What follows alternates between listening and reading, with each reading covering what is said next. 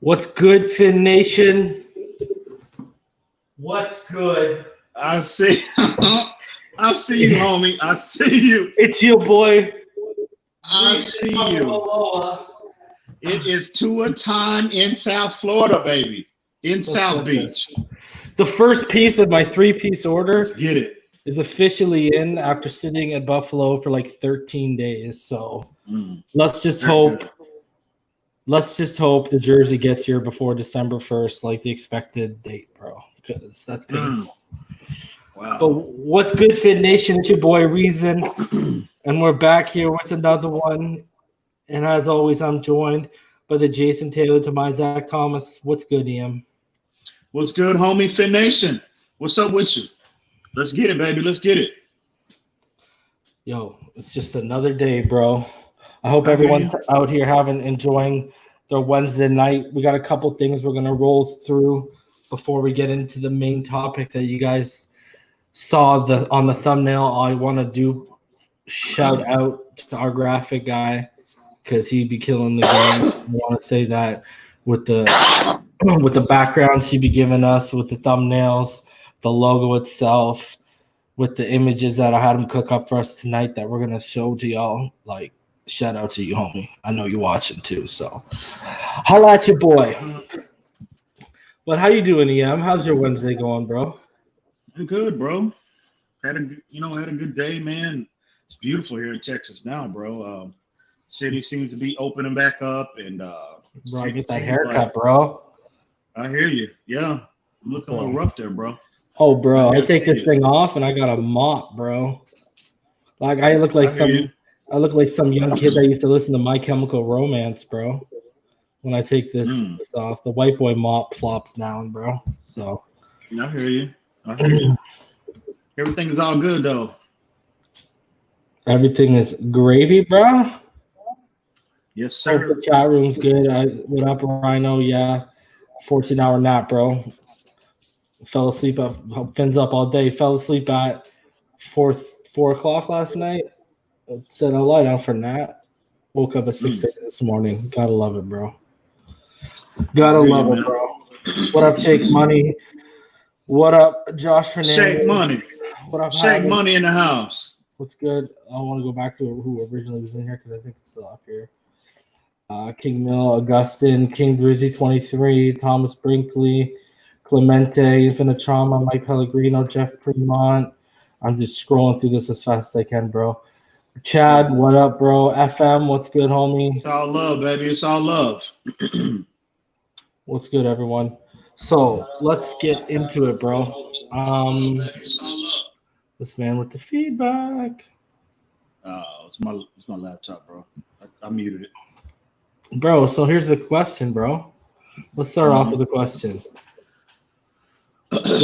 Preston Williams and the season we saw from him last year before he got hurt, was it a flash in the pan or was it the tip of the iceberg? That is what the Draft Network is asking, bro. Where do you, before we get into the article, if I asked you that question automatically, what do you say to that? Flash in the pan. What are they? What is the implication there that it was a fluke? I'm assuming that was a one year hype up. That's interesting. Well, I'll say this: that ACL in terms of this year, I don't anticipate him.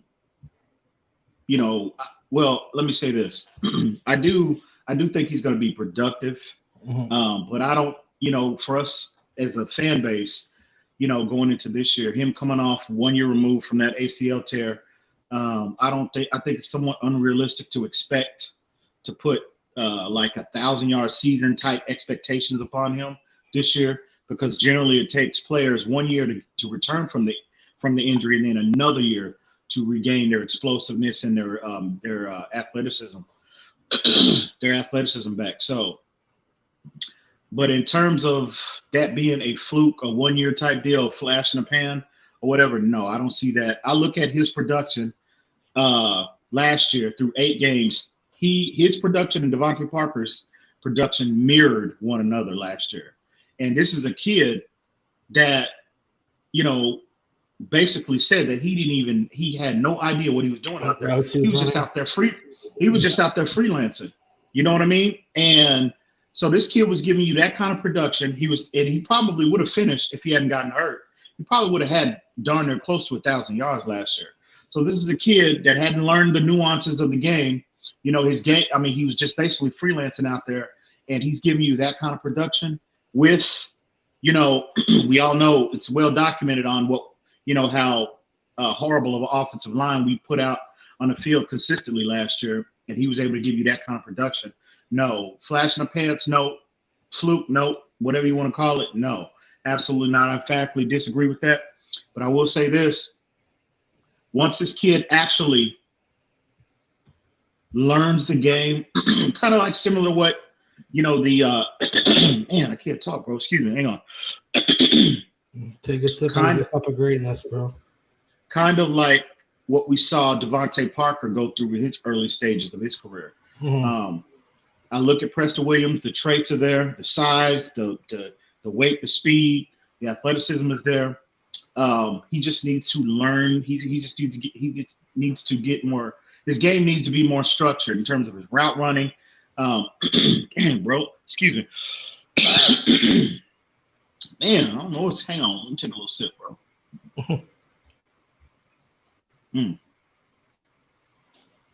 Sorry about that, gentlemen. But no, this kid has got too much athleticism. And again, like I said, once he learns the game, he implements more of the route tree in his game, gets stronger, where he can win more consistently at the line of scrimmage, kind of like i.e. Devontae Parker. Well, just like Devontae Parker.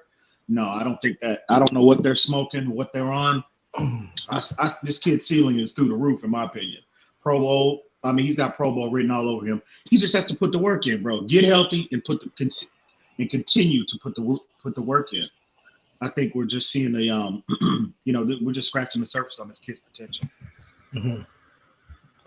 And you know what's crazy too? Like when you jump into his receiving by direction, when we're talking about his basically how he even self-admitted how he's just going out there and he was running routes. When you look at him, when you look at his receiving chart, so when you look at outside to the left, 0 to 10 yards, 5 to 7, 38 yards. When you look at that at 10 to 20, 3 receptions out of 10 targets, 42 yards. When you look at it at 20 plus yards, 2 receptions on 6 targets, 61 yards. When you look at between the numbers, so the middle of the field, you start there 8 for 12 on 0 to 10 yards, 6 for 6 on 10 plus yards, and then 1 for 3 on 20 plus, and then you go to the outside right, 1 for 2 on 0 to 10 yards, 3 out of 6 on 10 plus yards, and then on 20 plus yards, 3 out of 7. So even though this kid's out there just running routes, it doesn't matter whether it's on the left side of the field, the right side of the field, or the middle of the field, he's making plays. Especially, absolutely. You look at him for the intermediate level from 10 to 20 yards. When you add up all 3 levels, we're talking about 12 receptions on 22 targets, and we're talking like over 160 yards, but, only adding in 1 touchdown. But then again, we take into discretion how many games he actually played. But, the man, he might be out there. It's the same thing. I kind of like, you know what I don't stress about it, bro? It's the same thing with Patrick Mahomes. If people had heard Patrick Mahomes this year in the offseason, right, he said that it wasn't until midway of last year that he didn't start really reading and recognizing disguised coverages. Right. And this is a man who had just been to the AFC Championship the year before and threw 53 touchdowns. And had an MVP. And threw 53 touchdowns. First year as a starter and was breaking records as a first-year starter. So it's just to a different position. It's the same thing, just to a different position. So I'm not too worried. No, I think it's just with what you said.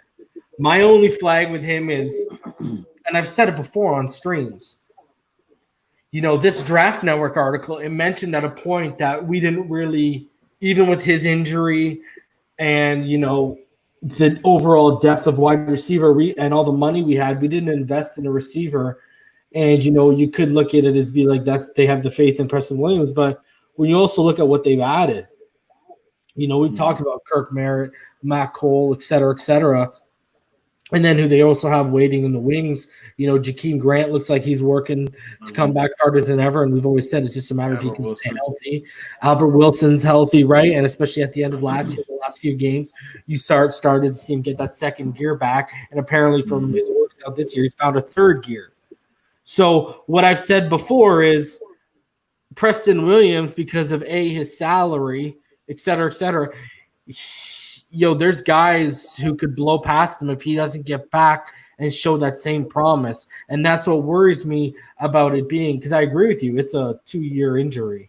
You get back, and by the second year, by year 2, you're back to normal usually. My thing is, because of how crowded that room is starting to get, he better find some kind of semblance of what he was showing before he got hurt for them to continue investing on him, or else it's going to be other guys taking his spot because they're going to be just as hungry, bro.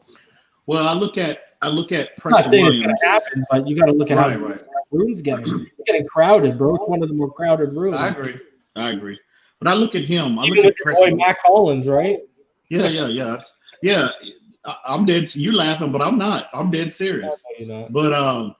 But I look at Preston Williams, bro. I think this staff, they're going to take, I think they're going to be patient with him. Number one, it's not like he was an undrafted guy. He's not on a massive contract. And again, his upside. I mean, this kid had a first-round grade on him if he didn't have the off-the-field issues coming out of Colorado State. He was a 5-star recruit coming out of Georgia. Yeah. Mel Kiper had him had a first-round grade on him. Yeah. So this kid is immensely talented. The skill level is top flight. Yeah. And I think our staff, no matter who they bring in, they're going to take, I don't think his roster spot is in jeopardy or anything like that. Unless he just completely bombs and he never returns. I'm talking about more playing time in terms of snaps. If he looks like he's still showing lingering effects of it while other guys are there nipping at the buck and nipping at his heels, bro, they're going to give it probably to those guys. Mm-hmm. I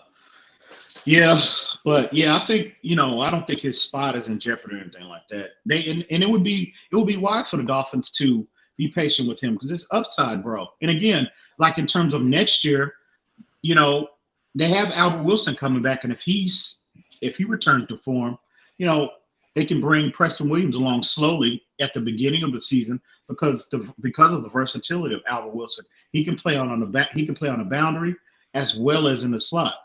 So, and they've got a lot of depth at that position. So, yeah, is he gonna have to continue to refine his game? And he's gonna, number one, get healthy, and then number two, absolutely, he's gonna have to put the work in.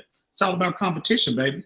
But I look at him; his upside is just, his upside is like, Pro Bowl level, and I think the staff is nowhere near to the point where they're even considering, move. I don't care what anybody, Matt Collins, Kirk Merritt, any of them. They're nowhere near to the point where they're thinking about replacing this kid. Absolutely not. So, again, you heard it come out of Xavier Howard's mouth. You never heard him mumble a word remotely close when he was talking about Devontae Parker since he's been a Miami Dolphin. He said this kid, he has the ability to be special. And and this dude came out the gate making plays, against your Xavier Howards of the world. It didn't take him 2 years, 3 years like it did Devontae Parker. This kid came out of the gate. Mm-hmm. So, no, this kid, he's good. I just hope he has it here. You know what I mean? Because there were some question marks in terms of his work ethic as well coming out, when he, last year or whatnot. But I love the kid's upside. He just has to get healthy and just keep his foot on the gas, bro. Just like any player. I mean, let's be honest. We only saw him for a short span, and he had a couple drops, but when you look at the grand scheme of things, he didn't really have I mean, we saw how Terry McLaurin for the Washington Redskins came off, and then he kind of faded. Mm-hmm. You know, people don't realize Preston Williams, before he got hurt, he was on the pace he was on. He would have finished number one. He probably would have been in the. He definitely would have been in the running for Rookie of the Year. And that's what's crazy. That's what sucks about that injury too. Like that's what sucks because I agree. His how if you project it's forgotten about, right? He was if you project his numbers, if he hadn't got hurt and you project his numbers out over a full 16-game season, he would have shattered the rookie record in terms of yardage and catches. The all-time rookie record. If I'm not mistaken. So very, very productive player. And again, this is a player, according to him, he hadn't really even begin to learn the game, bro. You know what I mean? So this kid's upside, bro. We all saw early on the traits are there. You can't deny when in that preseason game, if you recall, when they played the Jacksonville Jaguars, and he shocked the hell out of Jalen Ramsey. And he got by Jalen Ramsey, thought he could bully him at the line of scrimmage. And this kid just swatted his press technique and got deep on him. But I think it was I'm not sure if it was Fitzpatrick or Rosen. They just overthrew him or they didn't make they weren't accurate with the throw. He had clearly had 2 steps on. That's Jalen Ramsey. So, and you saw when the camera followed Jalen Ramsey. Quarterbacks targeting him last year had 3 interceptions when targeting him. And when the camera followed Jalen Ramsey, I think 2 of those were Rosen. But if you recall, this was a preseason game I'm talking about, though. You remember what game I'm talking about, right? No, not in the preseason. You don't remember? No. Okay. Well, he had made a play on Jalen Ramsey, and he had clearly beaten Jalen Ramsey. And but anyway, when the camera followed Jalen Ramsey to the Jacksonville Jaguars bench, his eyes were like, he was shocked that this kid could actually, had this kind of ability. He was like, damn, they was all must have shocked him so bad that he had like his worst season ever that year too. That was the beginning of the fall off for Jalen Ramsey. Was when he saw Preston Williams. Maybe, but no, this kid, he's good, man. I just hope he continues to put that work in, bro. I just hope he adopts that work ethic. So, and if he does, he would have finished probably with around just shy of 800 yards if he would have stayed healthy. Because through 9 games, he had 428 yards, 3 touchdowns. He also had the 3 drops, which are what the Rosen fans like to hold on to. But he would have finished with about 800 yards. He would have had a stellar season. The crazy thing that stands out is his yards per reception for the season was 13.4. Wow, really? That's what stands out to me. Because you look at it, he was targeted 59 times. He had 32 receptions on 59 targets. And who's this? When being targeted, the passers had a quarterback rating of 73.3, a passer rating of 73.3, sorry. But he did have the first game of the year against Baltimore. When targeted, he had quarterbacks had a passer rating of 111.7. And then against Buffalo in week 7, when being targeted, he had a passer rating of 107.3. And then in week 9 against the Jets, when he got hurt, the passer rating before he got hurt was 121.3. So he had some serious games where it's just, when you had the game that he had against New England, you know what I mean? That one, that hurt him. When he had the game that he had against Dallas. Actually, the Dallas it was not great, but it wasn't that bad because when you look at so Baltimore, okay, he was targeted 5 times, he had 3 receptions, okay. So he had a good game. But when you look at the New England game, he was targeted 7 times. He had 4 receptions. But the problem was he had a drop when he was targeted, and he had an interception that was by analytics charged against him. Mm-hmm. And he put up 63 yards. Dallas wasn't. You're right, Dallas, but he actually didn't end up grading out that bad. He was targeted 10 times. He had 4 receptions, but he averaged 17 yards a reception that game. And he didn't have a drop, and he didn't have an interception charge. It was the Chargers game. The Chargers game, he had a drop, an interception charge against him, and a fumble for a passer rating of 37.5. And he was targeted, and that was only on 7 targets, 4 receptions. So, you know what, man? But, like, when you actually look at the growing pains, like, I know the Rosen fans, oh, my God, he cost Rosen touchdowns.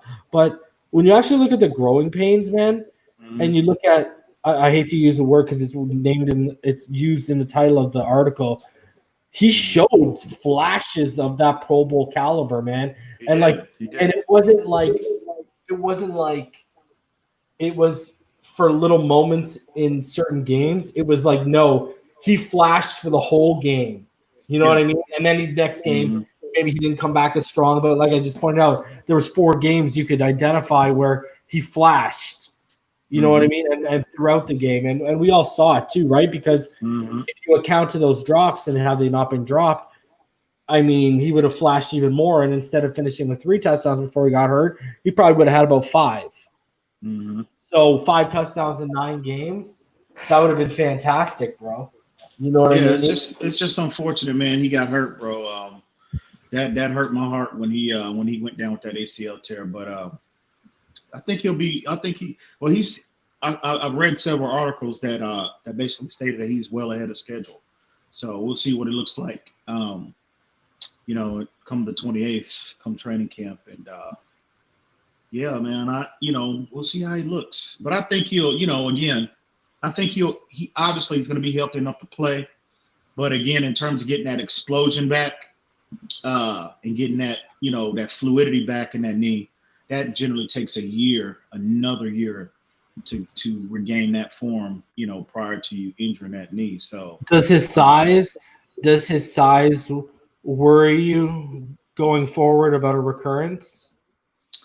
No. And because he is a guy kind of like Devontae, because remember Devontae had the ankle injuries coming out of Louisville, and the worry was he relied on that explosiveness to get up and make those high point catches. And Preston Williams, I'm not saying that's his game, but he showed in his flashes last year that is one of the, because you look at it, you talked about it, how it looks like we're setting up, if they're going to go 4 receiver, 5 receiver packages on the boundary guys, they're going to put Devontae Parker, Preston Williams, who are basically basketball players who can go up there and get the football. But then on the inside, we're going to go fast, quick, speedy guys who can run those underneath routes, meshes, slants, whatever. You know what I mean? And so we can open up the field that way through the middle while these guys can kind of take corners with them going deep, but also winning those high point battles, bro. So with a player like that who depends on that explosiveness they talk about to get up there and beat guys, does that worry you about a reoccurrence possibly? Not long term, no. I mean, if he, I'm no more concerned about him or, more concerned about him than anyone else. I mean, it's a game of football. People get hurt. That's just the nature of the sport. But in terms of do I think it's going to be reoccurring? No, not necessarily. I mean, obviously when you get injured, especially an ACL for a wide receiver, it's concerning. But I'm not paranoid about him, and they need to wrap him in bubble wrap or something like that, bro. But next year, this coming up year, I don't think you'll have that explosion back yet. Because like I said, it takes a year for a player for that part of their game to return. But long term, no. So you're not worried at all? No. You're good. That is one of those. But don't fall. Hey, what? but do not sleep on the homie Matt Collins. I see Havoc in the in the comment section killing my boy. You believe it so much. See him. You believe it so much your voice just cracked. I hear you. Hey, but I'm telling you, Matt Collins is that kind of athlete as well, bro. I'm telling y'all. We'll see. You watch. Just remember where you heard it first. This random affection you have for Matt Collins, I'll never get, bro. I'm telling you, he's that kind of athlete, bro. He's that kind of athlete. You were gonna use the word special. Stop, bro. I'm gonna use your own word again. Look. 6'6". Hey, 6'6". Kirk Merritt is a special athlete. That's a freak. Well, I'm talking about height, weight, speed. I'm not talking about speed. This kid is 6'6", 225, bro. 4.49 speed, 42-inch vertical leap. This kid is another crazy, freakish type athlete. He just hadn't put it together yet and can't stay on the field. 49-inch vertical. Missed me with that 42, bro. Oh, okay. So now, okay. I hear you. No, but I am intrigued. I can't wait to see what Kirk Merritt does on the field, though. I'm really intrigued by his skill set, bro. I can't wait to see him as well. So, bro, right now, Dolphins Wire this morning, they dropped an article about, and we're going to get to the actual aforementioned Barry Jackson article that this plucks from, but it takes an excerpt out of Barry Jackson article, and it talks about how this quote, which is people will be, I guess, very intrigued by what the deeper layers of the context of this meaning is. Tua is physically all ready to go. Is the quote coming out right now, and that's according to his agent Chris Cabot of Steinberg Sports. So it basically means Tua will be ready if the Dolphins call his number, bro. Wow, that's a bold. Oh boy.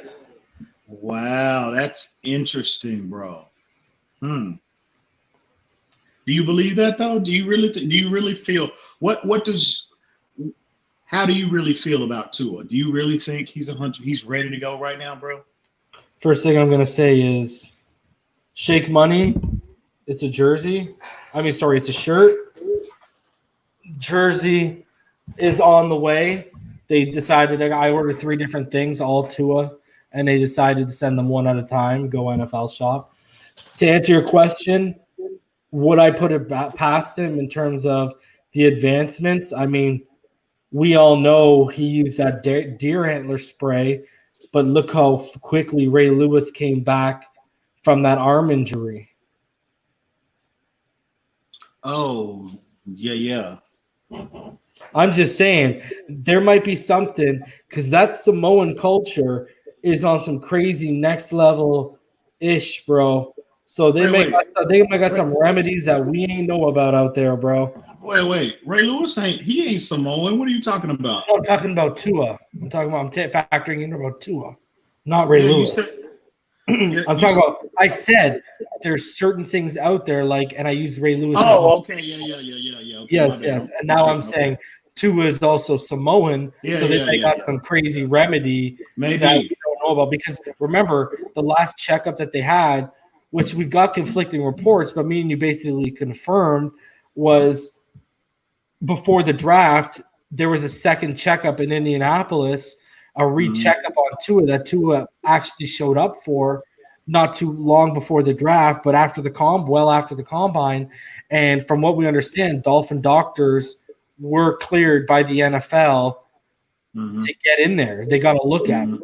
So what came out of that? Remember what came out of that, EM? There was no signs of any scar tissue. And what was or blood flow issue? And what were the two worries? Blood flow issue and scar tissue issue. And he didn't have either one. That's why I kept telling people, bro, you know what? It's severe. I'm not gonna deny that. But he's 22. If the kid was 28, 29, or 30, and he'd been through 8, 6, 7 years of the NFL plus college, and he's now knocking on 30's doorstep, he's feeling a lot more in the morning rather than when he's 22. You just heal quicker, bro. That's just when you're younger, you heal quicker, bro. That's just how it works. So on top of whatever kind of crazy regimen he has going on, and in terms of what kind of crazy medical access he has, whether it's topical ointments, whatever the case may be, who knows, bro? I mean, who really knows? The thing is, when he started putting out those workout videos, right? That one that he sent out to all the teams and the footage leak. The one thing me and you were raving about was his footwork, and I'm pretty sure you need a stable hip to have great footwork. Yeah, absolutely. Or else your footwork would look sloppy, and you'd barely be able to put that kind of. And you saw how quick and sudden each step was. If you had real lingering pain, that would hurt, bro. Right. I agree. Man, do I believe he's 100%? No, but I bet you he's in and around 80 to 90%. I agree with that. This guy's basically saying by the time preseason rolls around, we're going to be at 100% basically. Mm-hmm. I agree with that 100%. I don't think he's 100% ready right now, but I think he's about 85 to 90. Yeah, and and Tua said that. Tua has been consistent about that. Yeah. When they interviewed him in a combine, he said, "I'll be ready to go by opening day, by September. I will be ready to go." And man, bro, these are encouraging signs, bro. This kid can be 100. But with that being said, even if he does wind up being 100%, by opening day, I still would err on the side of caution with him. In terms of, I just think the ideal scenario for him. Excuse me, bro. The ideal scenario for him, bro, is just to, sit behind Fitzpatrick. Number one, because I think Ryan Fitzpatrick earned it last year. Yeah, I think we can get more from Fitzpatrick this year with the improvement, hopefully the offensive line stabilizes and we can establish some remnants of a running game, bro, that he can lean on to where, he didn't have to throw the ball 30 times a game, every single game. You know what I mean? So, and we won't see his arm get tired towards the end of the season like we did last year. But I think that's the best approach for Tua, even if he's 100%. I think he should sit. In this particular situation, again, like I said, number one, Ryan Fitzpatrick earned it. But two, Tua sits behind him, learns, picks up the offense as much as he possibly can, and just take that, just gradually work him in at some point. So I just want him, again, to be as healthy as he could possibly be. And again, if he is outperforming everybody in that quarterback room like we fully anticipate him to do once he gets on that field, work him, you got to put the best 11 guys out there that gives us the best chance to win. And if Tua is clearly head and shoulders above everybody else, there's no – and he's healthy as he's going to possibly be, you have to put him out there. You have to. So either scenario I'm comfortable with as long as he's healthy. That's what I've said. People always got to go back to. What does Brian Flores say? I'm going to put out there the players that give us the best chance to succeed. And if he shows that he's not only learned the playbook, but on field during practice, because he's going to get reps with the first team. Mm-hmm. And when he gets those reps, he shows that it ain't nothing. And then he goes into the preseason and he doesn't look taken aback by the speed. Then you got a real problem on your hands, Mr. Fitzpatrick. If they see him go in and they say, you know what? Because here's the thing.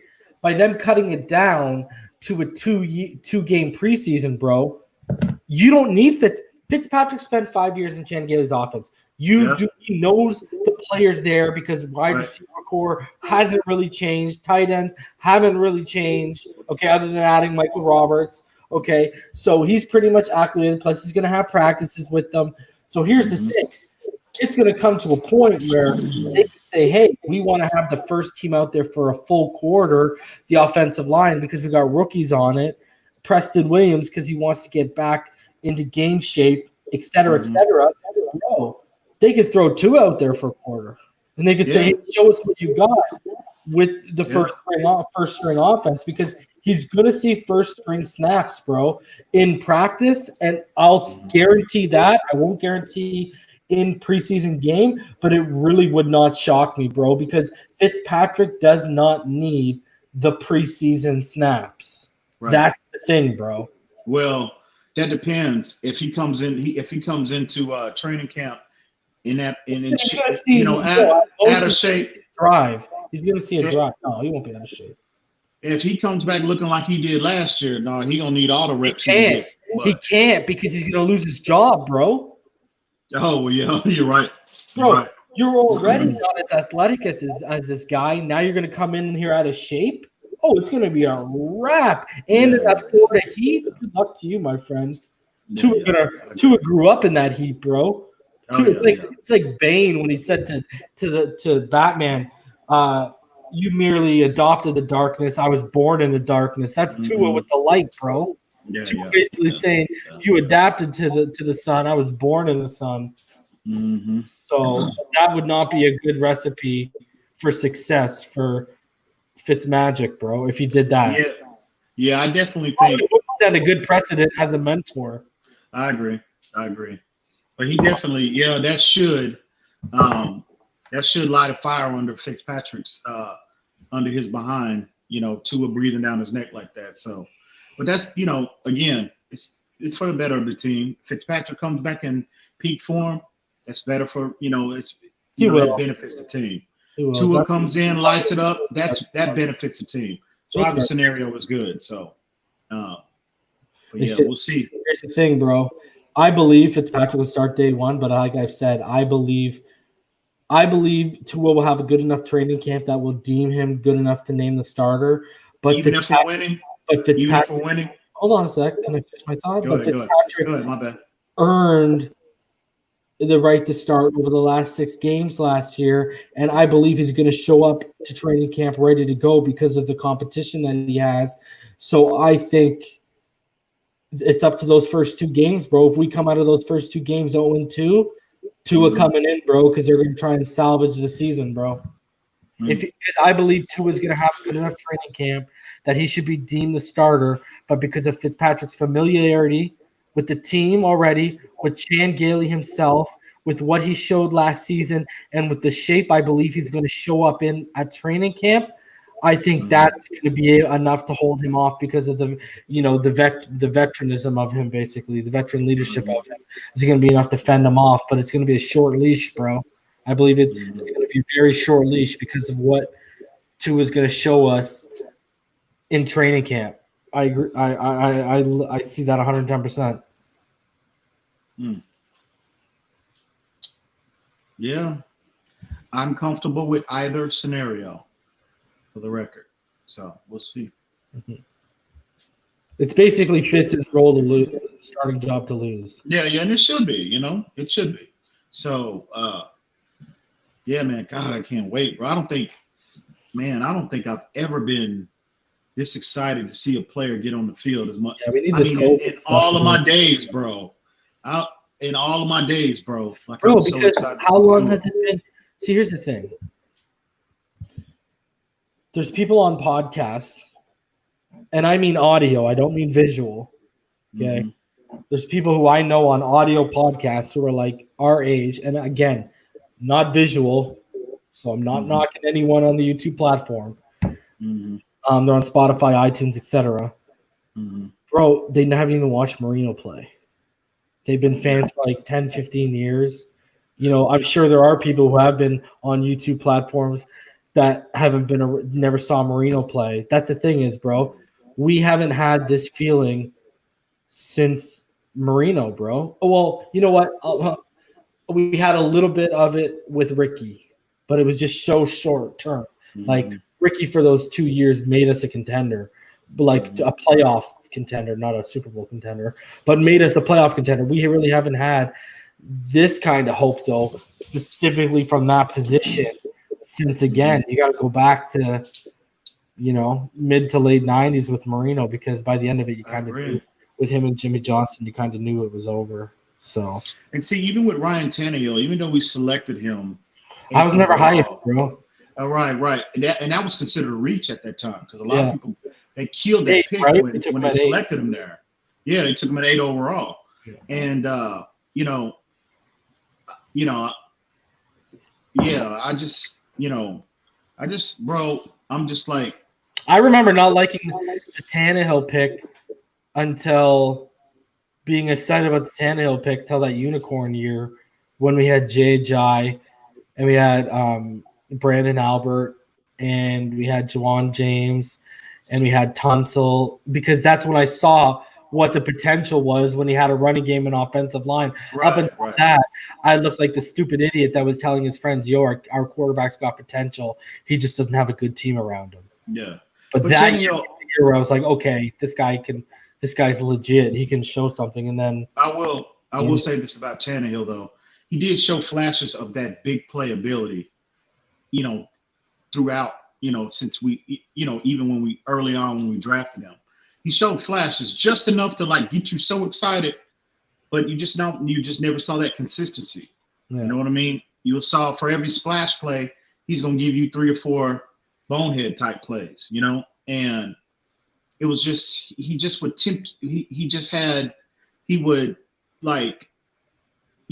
just have enough to get you excited, and then again it just never happened.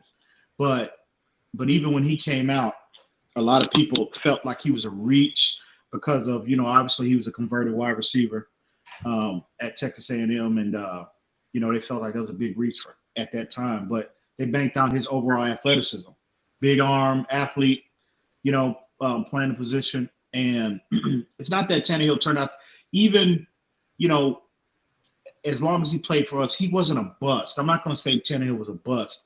He just never was that franchise type guy, that consistent franchise. He was more of a second. He came off more of a second, third round quarterback than he did a. Yeah, top. Exactly.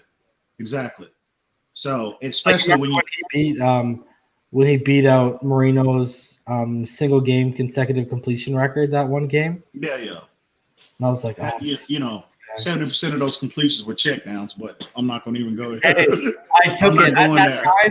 I'm not even going there. Well, at that time when that happened, we didn't have much, bro. We had him and Rashad Jones.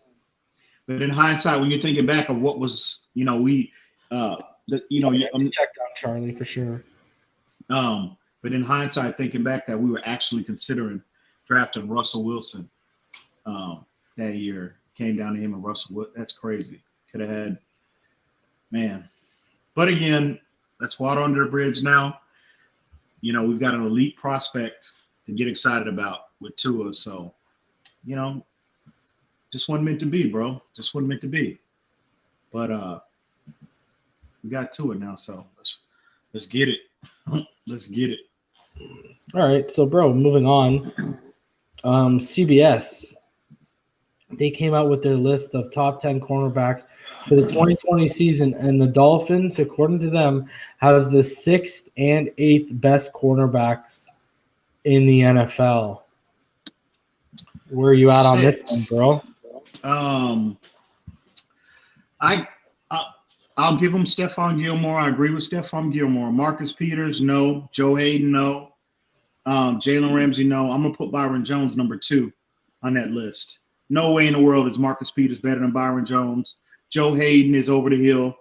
Jalen Ramsey, he's a good player, very athletic player, but he's still – I hadn't seen the development, from a technical standpoint in his game yet. He's still getting by. He's really basically getting by off of his athleticism. Patrick Peterson, he's still a productive player, but he's nowhere near what he was, maybe 4 years ago. I would put Tre'Davious White. I have actually. Mine is Stephon Gilmore, then Tre'Davious White, then Byron Jones. I'm going to go Stephon Gilmore, Byron Jones number 2. I'm going to go Tre'Davious White 3, and I would say I think they actually have Marshawn Lattimore criminally low, to be honest with you. Yeah, I agree too. I saw him. I was like, But I would put Jalen Ramsey ahead of Xavier Howard. I would go Jalen Ramsey, then maybe Marshawn Lattimore, and then Xavier Howard. And then Chris Harris Jr., he's, He's good player, solid player. He's not elite though. And you can fill out the rest however you want to, but no. So you basically have Stephon Gilmore at 1, Byron Jones number 2, Tre'Davious White at 3. Then you have Jalen Ramsey 4, and then you have 5. No, you had Marshawn Lattimore at 5, and then you had Xavier. You know what? I'm sorry. I want Xavier. I'm going to put Lattimore and Howard as tied. I think they're pretty much on the same level. I think, but I think Marshawn Lattimore is a slightly better athlete in terms of his long speed than what Xavier Howard is. But I just think Xavier Howard's overall physical nature of his game, his ability to disrupt at the line of scrimmage, I give him the edge over Lattimore, because Lattimore is still he has issues, rerouting receivers bigger. He still has issues rerouting receivers at the line of scrimmage, and Xavier Howard don't have that problem. So I would say those two are, I'll put them on the same level, but then everybody else, bro, you can see them however you want. But there's no way in the world they're going to have Marcus Peters and Joe Hayden. Well, it's because Byron Jones. That's crazy. Marcus Peters was a ball hawk last year, bro. That's why. That's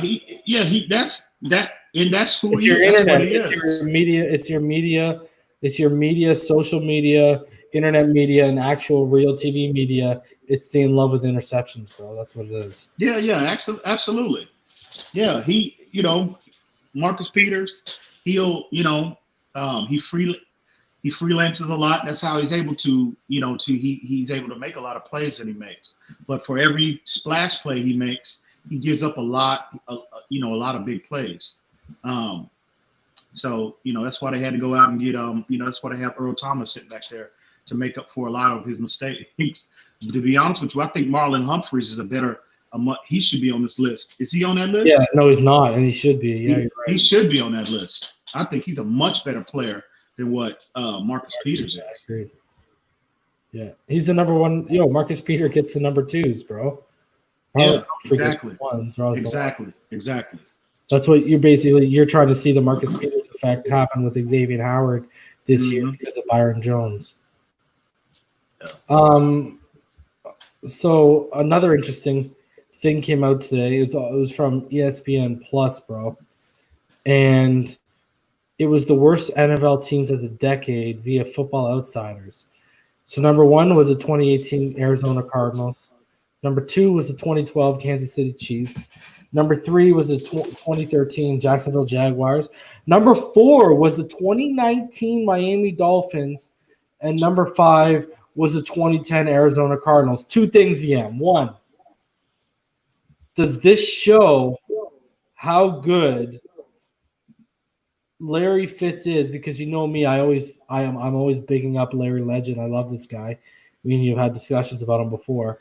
Does this show how good he really is when he's been able to be that consistent with 2 of the worst teams over the last decade? And also, what does that say about how good Coach Flores was? Because clearly they're going about overall rosters here, because we finished 5-11. So what does that say about the Bengals, who finished 2-14? So my question to you is, 1, does that speak volumes about how good Larry Legend is? And number 2, does that speak to, in terms of the Miami Dolphins making the list, how good of a job that Flores did last year with how little he was given? Oh, yeah, absolutely. It speaks volumes how good Larry Fitzgerald has been over the duration of his career, bro. He's been a model of consistency since he was drafted, since they drafted him. Multiple 1,000-yard receiver, multiple Pro Bowls, multiple All-Pros. And again, who was the best quarterback he had to play with? He had Kurt Warner for that 3-year window, I believe, when they were consistent, they were making the playoffs, and they made the Super Bowl that 1 year. Yeah, Carson Palmer too, but I think Carson Palmer was I think he was beyond his prime. He had Sam Bradford for like a year and a half, right? Yeah. So, and where's the 2017 Cleveland Browns who were 0-16? Yeah. But absolutely Fitz, bro. He's definitely a first ballot Hall of Famer. He's been, like I said, model of consistency throughout his career, bro. And he never had that, like I said, he had Kurt Warner, that 3-year window when he basically, that team, I think they were what? Also him and Anquan Bolden, right? Anquan Bolden as well, yeah. And that team they had when they went to the Super Bowl, they were a wild card team that year. Yeah, they lost to the Steelers, right? Yeah, he put that team on his back, and if it wasn't for that, those late game heroics by Ben Roethlisberger throwing that ridiculous pass to Santonio Holmes in the corner of the end zone, he would have a Super Bowl ring on the championship on his resume as well. So yeah, considering he's one of those players, he's kind of like Cameron Wake, bro. Arizona, they as an organization, they have done a terrible job. They just basically wasted a Hall of Fame talent, bro. Wasted it. They did not build enough around him, did not support him enough with players around him consistently enough.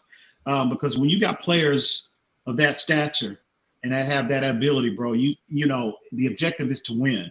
And the only way you win unless you have those kind of players. So when you have a player like that in your program, you have to exhaust every resource you have to build around them. Because again, the objective is winning. And again, bro, they failed it. Just like the Dolphins did with Cameron Wake. There's no, let's keep it 100 here. We failed Cameron Wake as well. Who also ESPN today named Cameron Wake the Dolphins Player of the Decade. Just a side note. What's that? Today, ESPN named Cameron Wake the Dolphins Player of the Decade. Oh, absolutely, bro. When they were going through each team, our Player of the Decade today, named by ESPN, was Cameron Wake. Really, you could say Cameron Wake as well as Rashad Jones, because a prime Rashad Jones was a very, very – he was the best safety.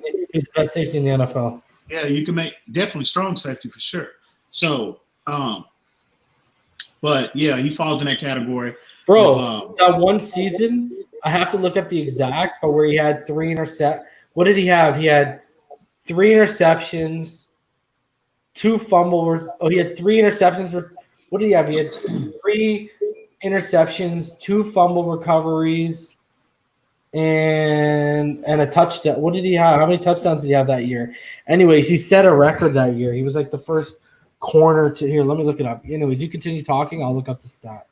But yeah, at the end of the day, us as an organization, we failed your Cameron Wakes, your Rashad Joneses.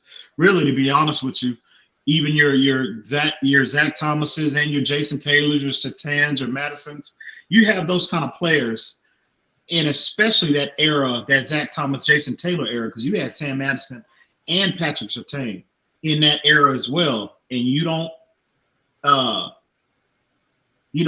build enough, you don't supplement your team enough to put a consistent winner out there, bro. For when you have those kind of players in your program, it just speaks to the ineptitude that our team has unfortunately been swimming in for the past 15 years, bro.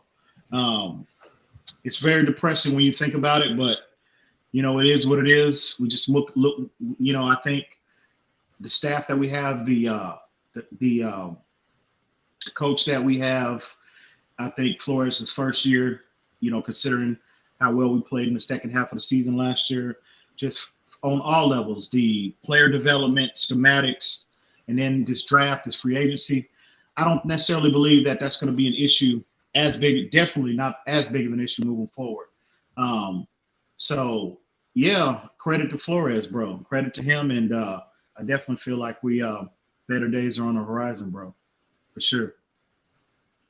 Yeah, I forget what the exact stat, bro, but it was that 2015 season. Rashad Jones? Yeah, it was that 2015 season where where he finished with he had 135 tackles, 5 interceptions, 2 sacks, and 2 touchdowns in 16 games and 16 starts. Rashad Jones was That very good player was absolutely ridiculous, bro. Mm-hmm. And there's some kind of crazy stat. I forget what it was, but it had something to do with that year where he was the first safety to do that, to have 2 touchdowns, 5 interceptions. He had a certain amount of forced fumbles too. He had that was 2015. 2015. Yeah. Mm-hmm. I think that was the last year under Philbin. Mm-hmm. But I mean, there was a 5th round pick too. There was a span for 3 years where this guy was the top strong safety in the NFL, bro. Yeah. Oh, no doubt. 5th round pick. 5th round pick. So yeah, man.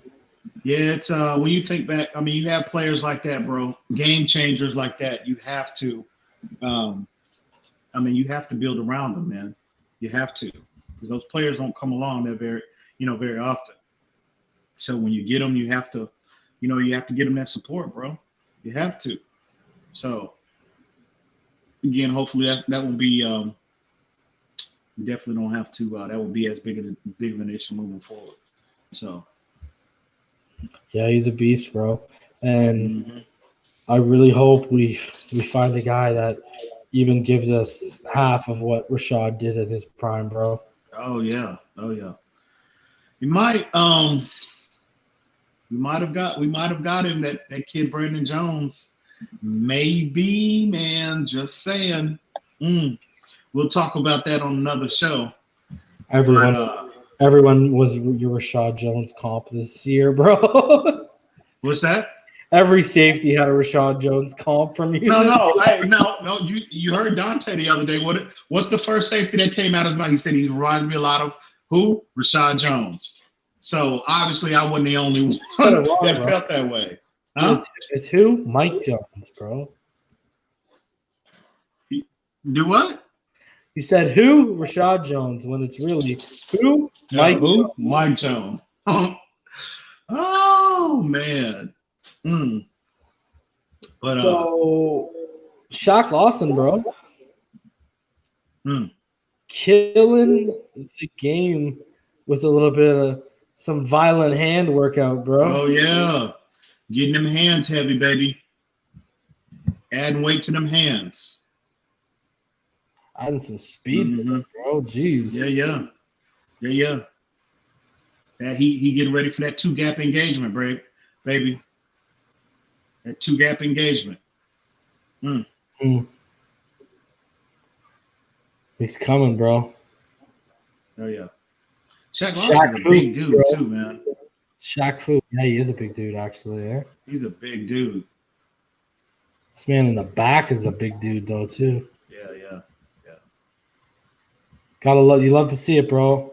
I love how many Dolphins we've seen out here on the social media platforms working hard. Getting that work in, baby.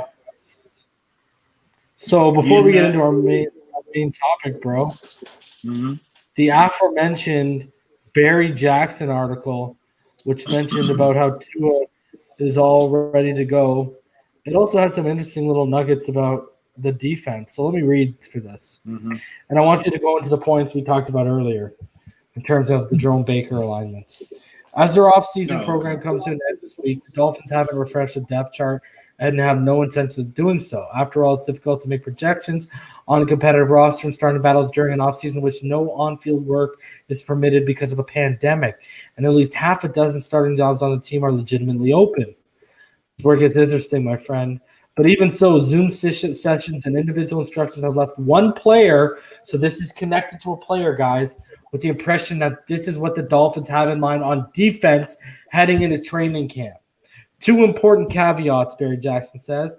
This is nothing remotely official, just the observations from one veteran based on his takeaways from Zoom session interactions with teammates and coaches, and things certainly can change as competitive positions once on-field competition begins in training camp. That's player suspicion is that Shaq Lawson, who we just saw, will enter training camp as a front runner to start on the defensive line, along with the incumbent starters Devon Godshaw and Christian Wilkins. Emmanuel Ogbah could beat out Lawson, but even if he doesn't, Ogbah and Lawson figure to play on third downs and when Miami sometimes used for defensive linemen. Among the other defensive linemen, Raekwon Davis and possibly Jason Strowbridge and Zach Seiler could get playing time depending on how those three young players perform in preseason and training camp. Avery Moss, among others, remain in the mix for a backup job. At linebacker, and this is where we kind of don't agree with him, bro, because we think that he kind of got away from the 3-4 concept, but we'll get to that. At linebacker, the veteran was under the impression that Raekwon McMillan and Vince Beagle are the front runners to start alongside certain starters Kyle Van Noy and Jerome Baker when Miami plays out a 3-4 front. But because the Dolphins play a lot of 5 and 6 defensive back packages, Miami likely won't have 4 natural linebackers on the field a lot of the time. Van Noy and Baker figure to be on the field when Miami plays only 2 linebackers. Kama Grugier-Hill, Landon Roberts, Andrew Van Ginkel, Egwavine, Curtis Weaver, and Trent Harris are competing for playing time as backups.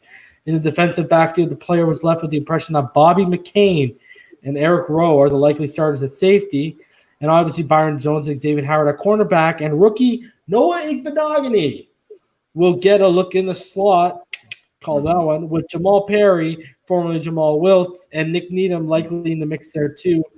One player said not to rule out Cordrea Tankersley as a backup cornerback, though he has not played in an NFL game in 21 months and will need to stave off half a dozen skilled young players for a job in training camp.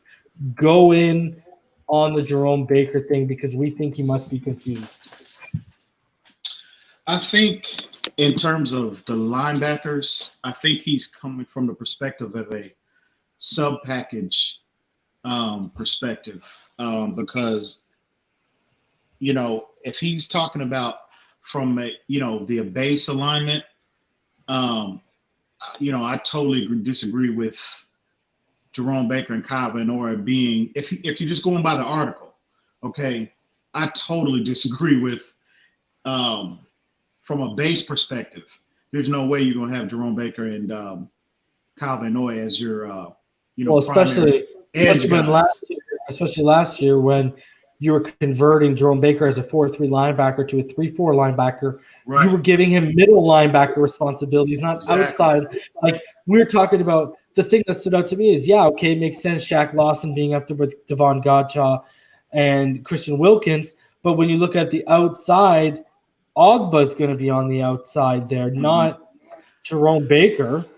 I think, and I even think with Shaq Lawson, I even think he's thinking more from a, you know, when they go 4 down linemen and they're in like nickel and dime, I could definitely easily see Shaq Lawson being kicked inside and Ogba on the outside, and then you can deploy Kyle Van Noy on the outside as another defensive end, and then you can bring in, you know, safeties as your nickel and dime linebackers. That's what I think the approach is going to be. But again, you notice he said, you know, the Dolphins deploy consistently 5, 6, 7 defensive backs. And again, I said that on previous streams, you know, a couple streams ago, that is going to be the approach because of the investment they made in their secondary. I think ultimately that will be the approach, to get as many defensive backs on the field as much as possible. But in terms of our base, I just don't see even Shaq Lawson kicked inside as a 3 technique, a 3 to 5 technique consistently. I don't think he's heavy enough. He's a big boy. He's 275, and that's huge. But I think that's drastically undersized to be playing interior on a 3-4 front. I don't think he's heavy enough. You know, he might be strong enough because he's excellent in the run game. He's outstanding against the run. But I've never seen him play primarily on the interior in that role. I could be wrong, maybe, but I think in a base front, you'll have, I think the ideal approach would be to have him, because he's athletic enough, obviously, to play standing up and play as an outside linebacker, and you'll have him on one side, and you'll have Emmanuel Ogba on another, on the other side, because both of them are athletic enough to play in space and drop in coverage if need be. So, but I think ideally, he's coming from a from a sub package perspective, because I could easily see Shaq Lawson being kicked inside on obvious passing down situations to get, a better interior pass rusher, because obviously he's a better pass rusher than any of our down linemen at this point. You know what I mean? So, and he's strong enough, again, if teams opt to to try to sneak a draw in, or they run the football on 3rd and 6, 7, 8, or whatever. He's strong enough to hold up in that role. So I think he's coming from a sub-package perspective. I don't think he means base, because I even think, again, like I said, Shaq Lawson, I just don't think he's heavy enough to be deployed there primarily. So we'll see how that unfolds, but definitely. Strobridge isn't even 300 pounds either, right? And there's talk about him going there too. Yeah, but if you look at all of them, though, Strobridge and even Weaver is 265, 270. So he's a bigger dude too, is a bigger player as well. But all of them have that interchangeable ability to kick inside if need be, and they've all consistently put that on tape throughout stretches of their career. So you can see, like I said, one of the things I'll be paying close attention to is the personnel groupings that they will be deploying, especially in, on 3rd and long, in passing situations, because the personnel groupings are going to be crazy. We haven't even mentioned your Van Ginkels of the world, and all these other players that we have, Kyle Van Oors of the world. We haven't even mentioned him yet. So from a personnel grouping standpoint, the versatility that the Dolphins have at their disposal is crazy, and I will be paying close attention to see how the different deployments that they throw at teams every week. But yeah, ultimately, like I said, I don't think Jerome Baker is a fit. I think ultimately Jerome Baker will be moved at some point. And I could be totally wrong. Jerome Baker could come in and prove it, and he could have come in this year, had a very good offseason, gotten stronger, gotten better at his ability to take on successfully and shed blocks. He might. I don't think so, but he might. But one thing about Jerome Baker is he is athletic. He can play in space. So you can see where, from a sub-package standpoint, you can see where he has value. But again, he mentioned Gruber Hill, and I said that from day one. When they signed him, I said, to me, that's doom and gloom for Jerome Baker, because this kid can give you, he's a much, much better athlete. This kid is like a super athlete, Gruber Hill is. And he's a much better athlete than Jerome Baker is, and I think he's a better interior player. He gives you more on the interior than what Jerome Baker will give you. So we'll see. Again, that's another storyline to be paying close attention to moving forward to training camp. We'll see how that unfolds. But Andy's a Flores guy.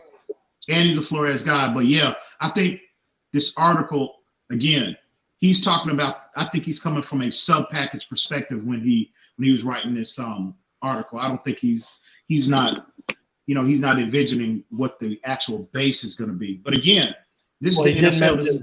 He did mention the 3-4 base right in the article, bro. Oh, did he really? And you didn't listen to when I was reading it?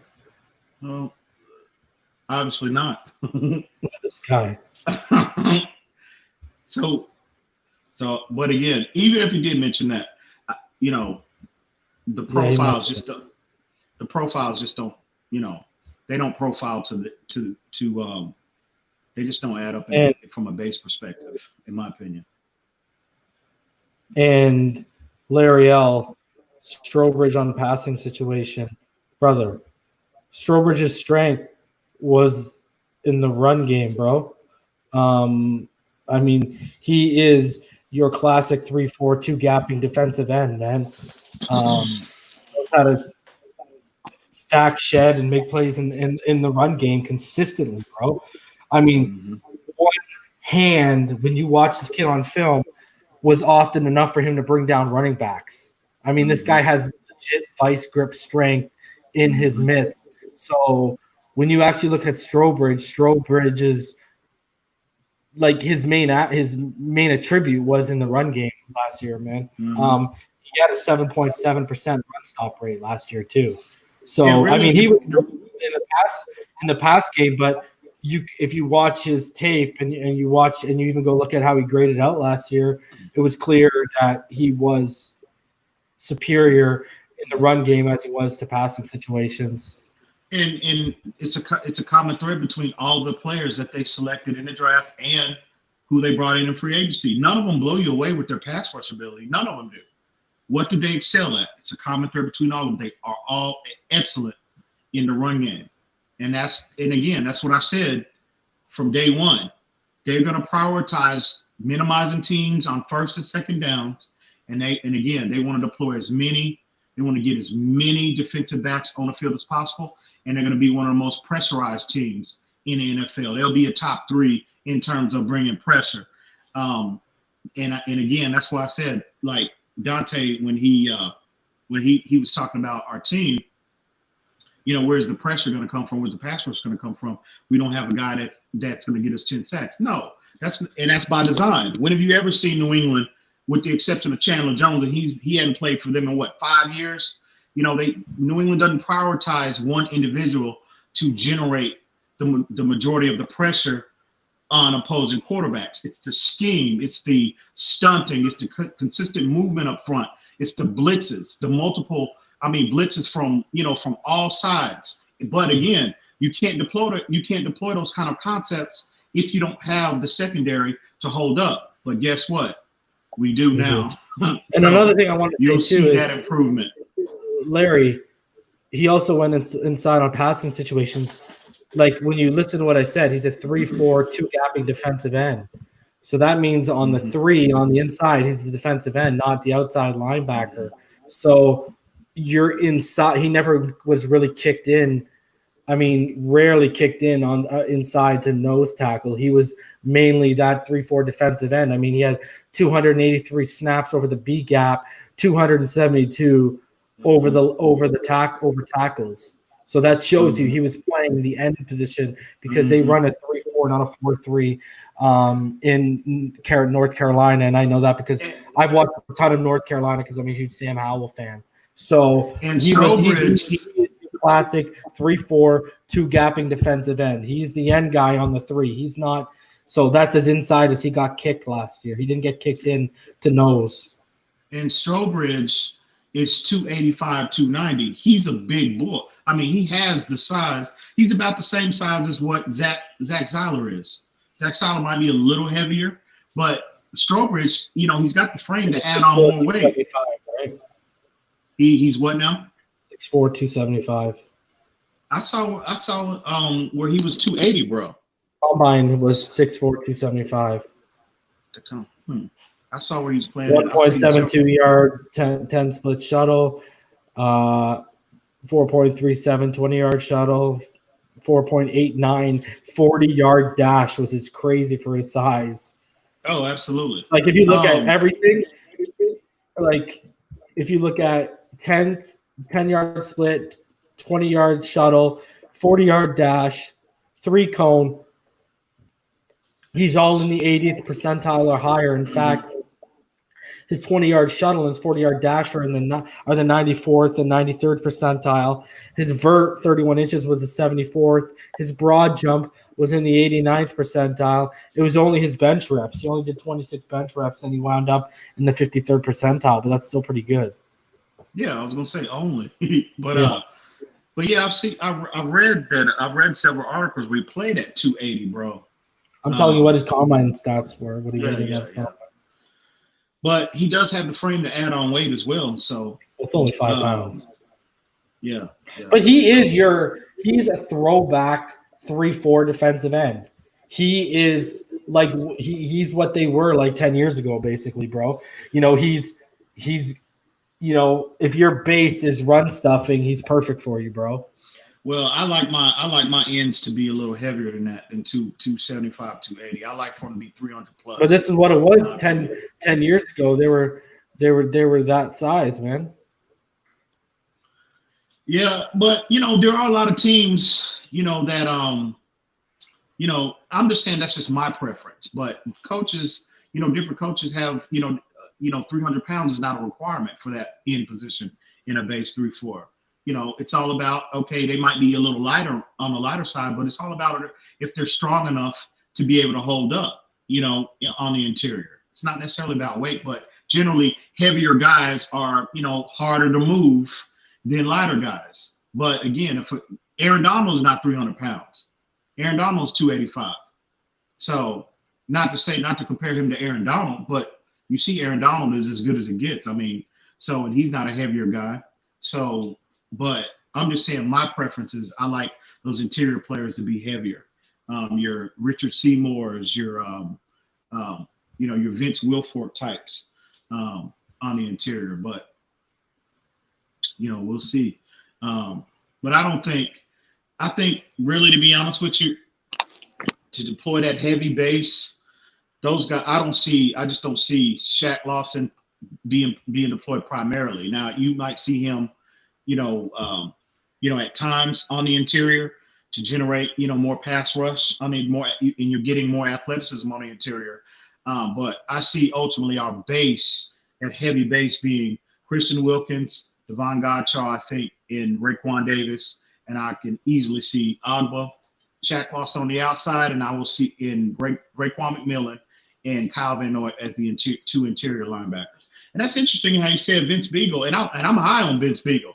I've been clear about that, since day one. But that's interesting to see that. And again, he said nothing is official, but he said that Vince Beagle has a legitimate shot to start over Kyle Van Noy. That is interesting to me, bro. I definitely do not. In the middle? What do you mean? It was Kyle Van Noy was starting. No, I thought he said that it was Van Noy, Beagle, Jerome Baker. Okay, yeah. On the outside. Okay. Yeah, that's why that article, bro. I think he's he probably was half asleep when he was writing that, because I don't see that. There's no way in the world you're gonna have Jerome Baker as a stand-up outside linebacker in a 34. Are you kidding me? No. And even Kyle Van Noy, as good as he is, I don't want to play him there primarily. I don't want to play him. I don't want him getting 80% of snaps. In the middle. You want Raekwon in the middle. I want those guys in the middle. So, but we'll see how it unfolds. I disagree with that article. But we'll see. Guys, remember to smash that like button because it helps us out in the algorithm. Subscribe if you haven't. If you'd like to donate to the channel, paypal.me/Phinside. But yeah, smash that like button. Subscribe if you haven't. We are at 901 subscribers last check. We are 99 away from 1K. And our 1K giveaway is going to be a Tua jersey, guys. So the quicker we get there, the faster we can give away a Tua Tagovailoa jersey, guys. Hopefully you're in the U.S. for the sake. One thing real quick, reason another interesting nugget about that article is that he considers Bobby McCain the front runner to start. Him and Eric Rowe. Yeah. I will say this about Bobby McCain. In terms of coverage, he does have a clear, decided advantage over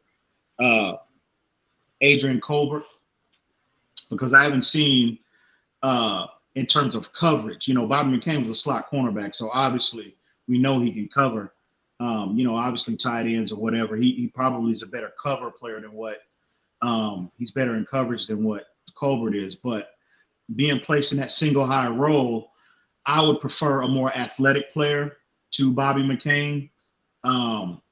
That's why I prefer Colbert, I think, in that traditional single high role, because you definitely want an athlete playing there, because the faster the player, the more of the field that he can cover in less time. So in theory, but Bobby, this is a staff, again. That's why they like converting these cornerbacks to safeties, because generally cornerbacks are better in coverage than what safeties are, and this is a staff that prioritizes sticky man-to-man coverage. So I can see Bobby McCain having that edge on him.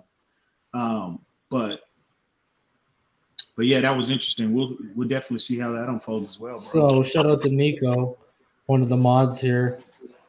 I can't see playing Lawson in the outside linebacker position. He had success in the interior defensive end position. He always had Jerry Hughes and Lorenzo Alexander on his outside. No, Lorenzo Alexander was a linebacker. Shaq Lawson has always been a 4-3. Since they made the conversion to a 4-3. He's always been a 4-3 defensive end.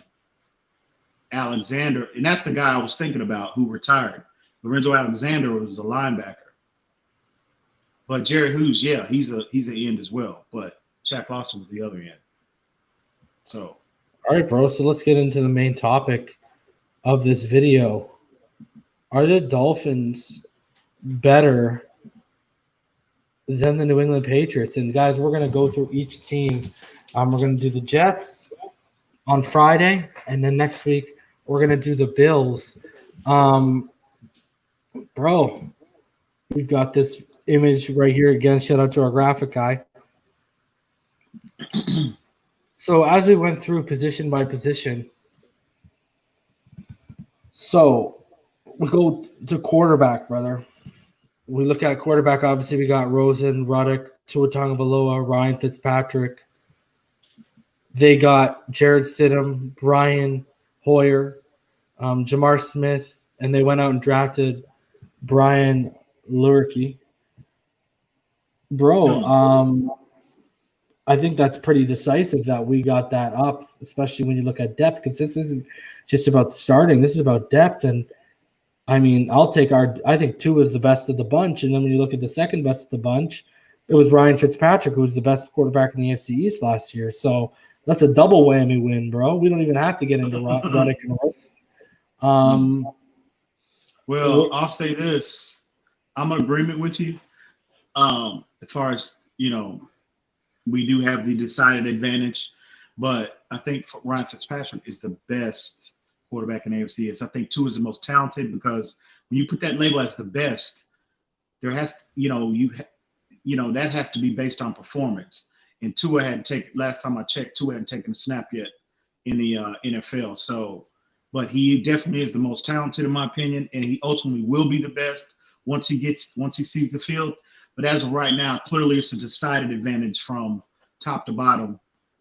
We have a much deeper quarterback, much better quarterback room from a talent perspective than New England. It's a decided advantage. It's not even close, to be honest with you. So, yeah, 100%. So when we go to running backs, bro, we got the usual suspects. We went in and traded for Matt Breida. We signed Jordan Howard. We have Myles Gaskin. We have Patrick Laird. We have Kalen Ballage. Still, even if you take Ballage out of that, it's a pretty deep four. They're up against James White, Sony Michel, Rex Burkhead, Brandon Bolden, Damian Harris, and J.J. Taylor. And some might argue that James White and Rex Burkhead, they're getting up there. Mm-hmm. Me and you went with us because we believe when we look at this, especially based off Sony Michel's performance last year, not only do we have the best depth, but we probably have the best 1-2 punch. Absolutely.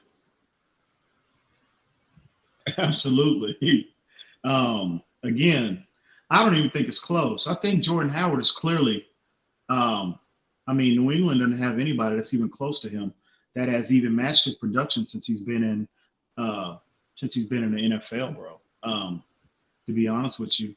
And then Matt Breida as well. He's got the third most rushing yards in the NFL since he entered. Exactly. So, and then you throw in a Matt Breida there, obviously home run threat, dual threat out of the backfield, runs routes like a receiver, and he's an elite athlete. And just from an athletic standpoint, bro, they're nowhere near. It's not even close, the comparison. And then again, Patrick Laird is a player that I'm high on. I can't wait to see him, what he does, how he's implemented with an improved improved offensive line. I can't wait to see what he does this year. And again, I know a lot of our fan base is sick of Kalen Ballage and are ready for me to print his bus ticket. But bro, I'm willing to give him until training camp again. If we just get some guys that can actually move people up front. Kalen Ballage, that's a lot of athleticism. And to be honest with you, he might even be the most athletic running back. Oh, I'm saying this clear. I'm saying this clearly. I feel he might be the most. I'm talking about in terms of height, weight, speed. This kid might be the most athletic running back in the AFC East. I mean, really, who can match his physical? Who can match that kind of ability? He might be the most physically gifted. He might be. So that's a lot of talent, bro. And again, I get the frustration. I was frustrated with him as well last year. But again, improvement up front. We get a stabilized offensive line. that can actually create holes for our running backs. That's a lot of athleticism coming downhill, bro. And again, it's a perfect scheme. That gap power scheme, that north and south scheme is tailor-made for his skill set. Tailor-made for it. All I gotta say is Matt Breida on 2 separate times of his NFL career has been clocked in at over 20 miles per hour. But yeah, Matt Breida is what? 198 pounds, too. He's not 230, bro. Hey, so I'm saying now he's faster, yeah. Yeah, he's faster, yeah. But this kid is Caleb Ballage is like he's 230, bro, and he's like 4.44 speed. So and he can't catch a football, and he can't. Well, yeah, I'm not debating that. I'm not debating that at all. Ray Charles like vision. I'm not debating that at all. I'm saying his physical profile, his physical ability, bro. He's crazy, freakish talent. So, and his staff loves him, bro. They are high on him. So we'll see. Dante, you want to talk about what Dante said last stream? How about the fact that he said he doesn't think Kalen Ballage will even make it out of training camp? Yeah, that's fine. I hear you. Yeah, I get that's his opinion. Him and Mac Collins are going to be sharing a bus ride home, brother. No, y'all gonna be on me some apologies as far as Matt Collins is concerned. You're Havoc. I saw what you said, Havoc. I'm gonna hold you to that too here soon, bro. So as we move on to the wide receivers, bro. Yeah. When you look at New England, they got Marquise Lee. They got a whole bunch of stock. Oh, did they sign Marquise Lee for real? Yeah, they got Marquise Lee. They got a whole bunch of stock shelf stalkers from Lowe's. They got Demir Bird, Mohamed Sanu, Keneal Harry, Julian Edelman, Jacoby Myers. They got that gunner, Matthew Slater. But when you put it up against us, bro, when you're talking about Devontae, Preston, Alan Hearns, Albert Wilson, Jakeem Grant, Gary Jennings, guy like Kirk Merritt and Matt Cole coming up, Malcolm Perry, who's listed as a wide receiver now. When you look at who we got coming up, bro, Isaiah Ford, even if you want to throw in Ricardo Lewis, I don't think it's close when you get to the depth, bro. Yeah, no doubt. It's not even close. Definitely way more talented wide receiver room. Devontae Parker alone. I mean, you saw last year when he's, on last stream at the domination that he. Julian Edelman was their best. It's their best guy. He's clearly, and Edelman is clearly past his prime. Clearly. And his prime was never Super Bowl, Pro Bowl caliber like Devontae Parker or Preston Williams. And Edelman is two steps slower, and he was already slow to begin with. So he's 2 steps slower than what he was, and he was already slow. So no, this is not even close, bro. So when you go into the tight ends, bro, Mike Gesicki, the beast, Durham Smythe, we got Bryce Stirk, we got Chris Myrick, we got Michael Roberts, and that's compared to a whole bunch of unprovens. Besides, they got Matt Lacoste. Besides that, it's Rashad Berry, Jake Burt, Devin Asiasi, and Dalton Keene. Dalton Keene and Asiasi are 2 guys that they drafted this year in a relatively weak tight end class. Very weak tight end class. And there's a lot of question marks. It's certainly not the Aaron Hernandez and Gronkowski days. Again, I think Gesicki, until proven otherwise, is better than their whole tight end core alone, let alone Michael Roberts, who was a solid blocker when he played and he showed flashes of hands. Durham Smythe, who had a real big down year last year for a guy who's brought in here to be our primary blocker from that position. We signed a guy like Bryce Stirk, the defensive end, we're converting to tight end. So, yeah, I don't even think that's a question, bro. Again, like receiver, it's pretty much clear, who's got the best of that world, right? Oh, definitely. I mean, there's really nothing needs to be said, bro. Clearly. So when you look at the interior,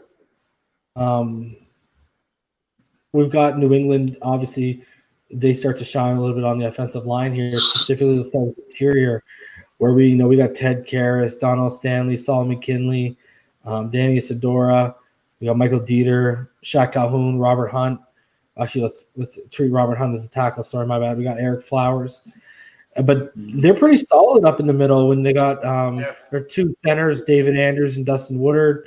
Shaq Mason, Joe Tooney, who was a real good player. I believe coming out of Michigan, he was a real good player. We talked about him in one of our mock drafts when we potentially over. Yep, you're right. Shaq Mason. They got Joe Tooney. Both of them were ranked. They were both graded. Both of them were graded respectively. Tooney at 5 and Shaq Mason at 9 out of all the guards last year, PFF grade wise. They drafted a kid who I talked about multiple times, Justin Herron, the tackle. They drafted him. They got Isaiah Wynn, who when he did play last year was very good. They've got their right tackle situation figured out with Marcus Cannon. And then when you go to us, we're talking about interior right now, so let's stick to the interior. Tooney, Shaq Mason, David Andrews, Michael Onwenu. When you put that up against Flowers, Karras, Dieter, Shaq Calhoun, a bunch of question marks with Stanley and Kinley, and not good showings from a guy like Danny Isidora last year. I think they have the advantage on the interior. And then when we talked about tackle there, with Jonathan Hubbard being brought in by us and Nick Kaltmeyer, and then drafting Austin Jackson, but also having Jesse Davis, Julian Davenport, and Robert Hunt. When Robert Hunt potentially working out at tackle seems to be the shining star of that bunch, with the second being Austin Jackson, who we think has a high ceiling but a very low floor because of how raw he is, right? When you put that up against, like we said, Isaiah Wynn and Marcus Cannon, it's clear, when they drafted a guy like Justin Herron, it's clear that at tackle they're better off than us too. Like interior wise and exterior wise on the offensive line, I got to give the nod to the New England Patriots, bro. Oh, definitely. You're talking, 3 Pro Bowl guys on the interior that they have. This is not even close at this point. I'm definitely going to have to lean towards New England as having the edge on the offensive line, definitely. So I can see why New England prioritized, Joe Tooney. They franchised him this year because I can see them with a young quarterback and Jared Stidham. Obviously, I think their approach is going to be, running the football. They're going to be a power football team this year. And why wouldn't you with those players on the interior, those Pro Bowl level players on the interior. So they clearly have the advantage, bro, from the offensive line standpoint. Man, I mean, there's what more can you say? There's nothing else need to be said, bro. They clearly have the advantage there. Before we get into the defense, Fake Spike, shout out to Fake Spike for the PayPal donation. Donated $30. He said, I know it's early, but I need some merch from you guys. That Phinside the NFL logo on a black hoodie, fire. Brother, we've already been talking about shirt designs and ideas we have, because we are going to pop off. Shout out to you, homie. Shirts and some hoodies. Shout out to you. But we're going to do the basic logo, but we also have some design ideas. Everyone getting fresh and seems to be copping our whole bus ticket gimmick, but we about to put it on a shirt for all you haters, So when y'all want to cop the Phinside the NFL slogans, y'all can show off the shirt while you bite like you're about to show up to the dentist, bro. Absolutely. So as we get into the defense here, bro, defensive end, we went with our boys, bro, and that's because, again, we look at so much depth to this position when you look past just the starters, man. I mean, when you look at our listed edges right now, Kyle Van Noy is listed as an edge right now. Emmanuel Ogba is listed as an edge. Sam Egwo, but I'm going to put Kyle Van Noy, guys. I'm going to put him as a linebacker. Emmanuel Ogba, Sam Egwavine, Andy Van Ginkel, Shaq Lawson, Curtis Weaver, Trent Harris, Tyshawn Render, Vince Beagle, Ray. When you look at those names, Vince Beagle looks like he's going to be converted to linebacker. I mean, especially Tyshawn Render. Shout out to you, Bill Belichick, because you wanted him bad. When you put them up against, who stands out? When you look at, does Nick Coe stand out? No. Does Anthony Jennings stand out? No. Josh Uche, that was a big sign. That was a big draft get from them. That's someone who I wanted to draft. Perfect outside linebacker. Again, another guy in a Michigan connection, heavy with them. Still a rookie. He's still a rookie, though. Stop hating just because I showing some love, bro. But the names that really stand out for their edge guys out of what they run, their outside linebackers are Chase Winovich and John Simon, bro. Yeah, clearly. And one thing about their core, their edge, they're all young, bro. They're like all of them are young. They're very young at that position, and we have that combination of veterans as well as youth. So not only do I think we have the decided advantage in overall talent, but again, we have that good combo of veterans as well as youth. So yeah, clearly, I think in my opinion, we have that. We have the clear advantage here. At that position. So yeah, New England, they just had too many, not only at that position, but even a linebacker position. You got Dante Hightower. He's up in age. Yeah, we'll get to that. We'll get to that in a second. Okay. But, so go ahead. I'm just going to quickly go into the defensive interior because we'll get to the linebacker so you can cover that, what you're going to say. So when you look at the defensive interior, we added UDFA Benito Jones. We got Avery Moss. We brought back Jonathan Ledbetter after no one picked him up. We drafted Jason Strowbridge. We brought back Zach Seiler. We drafted Raekwon Davis. We obviously still have Wilkins. We still have Godcha. We brought in another guy, Ray Lima. So that's a lot of depth we added to the interior. But when you look at them, they didn't really do anything. I mean, their best interior lineman is Lawrence Guy. Other than that, is Dietrich Wise Jr., Adam Butler, which are nothing to write home about. Yeah. And then you look at who Byron Coward's and Bo Allen are the only backups from last year. And then they brought in Courtney Wallace, Bill Murray, and Nick Thurman. Like, you just look at that, and no one, not even Lawrence Guy, pops off to you. But we talk about even bringing in, like, I'll go out on a limb and say this: Raekwon Davis has a higher ceiling than all those guys put together, bro. I agree. That's crazy. I agree 100%, bro. Yeah. I'm not even going to get into Wilkins, and even though I think Godcha isn't going to get paid, I'd take Godcha over every single guy I just named. Clearly, absolutely. So we like what we saw from Ledbetter. We liked what we saw from Zach Seiler when he was healthy. Me loved Benito Jones pre-draft process. You know what I mean? So I just I think we talk about linebacker and the interior and the edge. That basic front seven. The depth is just so crazy now compared to last year, and I think that's why we went out yet again. Like the defensive end, we went out in the interior because our depth is so crazy. But I think in the interior, it's way more of a not only do we have better depth, but we do have better overall talent. I agree 100%. And for all you people, like we talked about, when the schedule came out, like you, and Jason, we talked about.